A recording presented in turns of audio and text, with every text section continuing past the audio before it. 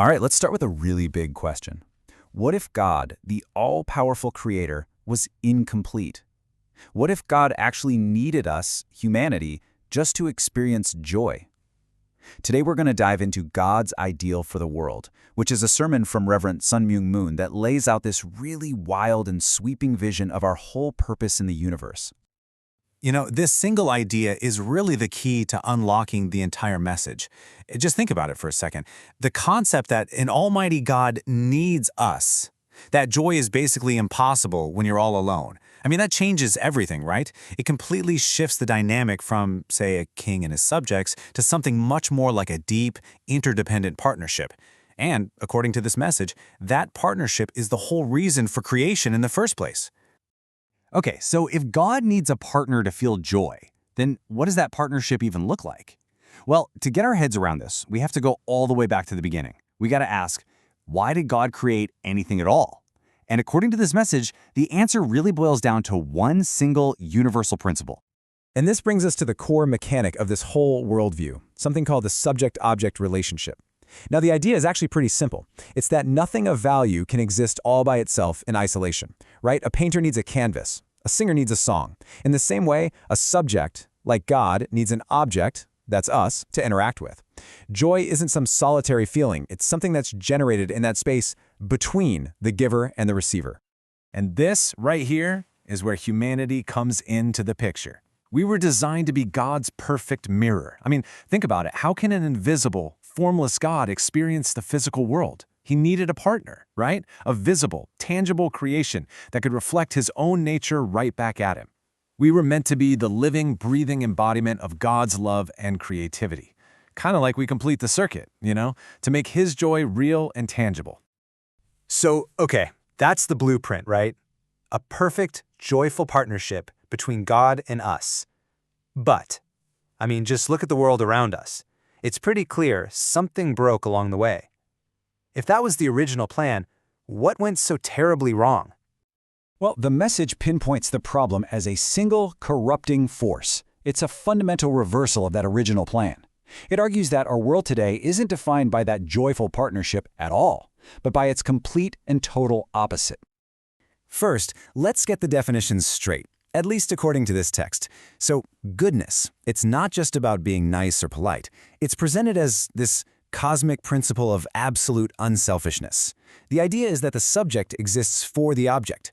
God exists for humanity. Parents exist for their children. It is a principle of total 100% giving.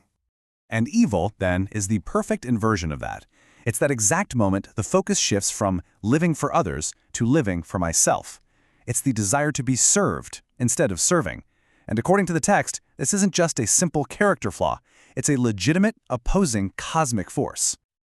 This slide does a great job of visualizing that core conflict. You've got the principle of goodness living for others, which creates this stable, harmonious orbit like planets. But the principle of selfishness, that's a straight line. It's a path that is going to inevitably collide with others, and that leads to friction and destruction. What you're seeing is a clash between two fundamental laws of the universe. So where did this principle of selfishness even come from? How did it get into the world? Well, the message has a very specific interpretation of the fall of man. It describes it as an illicit love relationship, where the key players chose their own self-centered desires over God's will. And this act, it argues, wasn't just about breaking a rule. No, it was much bigger than that. It actually created a whole new evil lineage, which fundamentally cut humanity off from its original intended relationship with God. But, the story doesn't just end there with the fall. According to this message, all of human history from that moment on has basically been one single epic drama.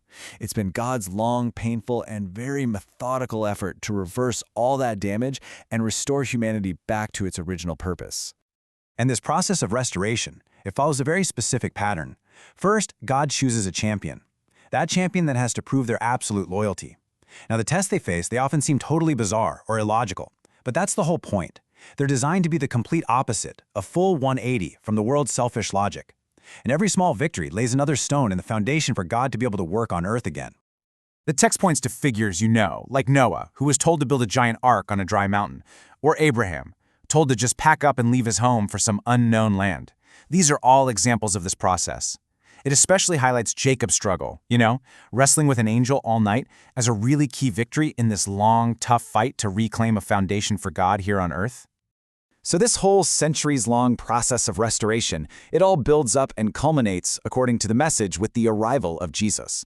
He's presented as the one who could finally complete the mission. But, and this is crucial, the text argues that his work was actually cut short. Now, this is obviously a pretty challenging idea for a lot of traditional theology, right? If Jesus was the perfect man, the Son of God, how could his mission possibly be anything but a total success? Well, the text provides a very specific answer to that question. Okay, here's the crucial point. The message argues that Jesus' main mission wasn't just about spiritual salvation, but about physical restoration.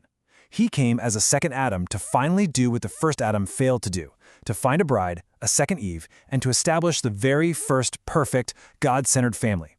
Together, they were supposed to become the true parents of a new humanity. The idea was that everyone could then be sort of grafted from the old corrupted family tree onto this new sinless one. But his crucifixion meant that whole part of the mission was left unfinished. And this, according to the text, is the entire reason for the second coming. It isn't just about some final judgment day. It's about a return to finish the physical work of restoration that was left incomplete 2,000 years ago. And this brings us to the final act of God's huge historical plan. We're talking about the ultimate fulfillment of that ideal that was lost way back in the beginning. The text points directly to biblical prophecy to back this all up. That marriage of the Lamb you read about in Revelation, well, it's interpreted here not just as some metaphor for the church, but as a literal, actual event that has to take place on earth to finally complete God's will. So the ultimate solution, the final piece of this cosmic puzzle, is that the returning Messiah is going to come as a third Adam, and he will succeed where both Adam and, in this view, Jesus were thwarted. He will find his bride, and together they will finally establish the role of true parents for all of humanity, at last fulfilling that original ideal of creation. And through this union, that original sin of selfishness is finally overcome right at its root. Everyone can be reborn into God's true lineage. So the goal isn't just getting some spiritual ticket to heaven after you die. It's about building the kingdom of heaven as a physical reality right here on earth, with this new, unselfish family as its absolute cornerstone. So, that's the message in a nutshell. A vast cosmic history that really all boils down to one single conflict: living for others versus living for yourself. The proposed solution isn't just a new set of rules, but a whole new family lineage. And it leaves all of us with a really powerful question to think about. If the root of all our problems really is selfishness, what would a world built entirely on its opposite, on absolute, sacrificial giving, what would that world actually look like?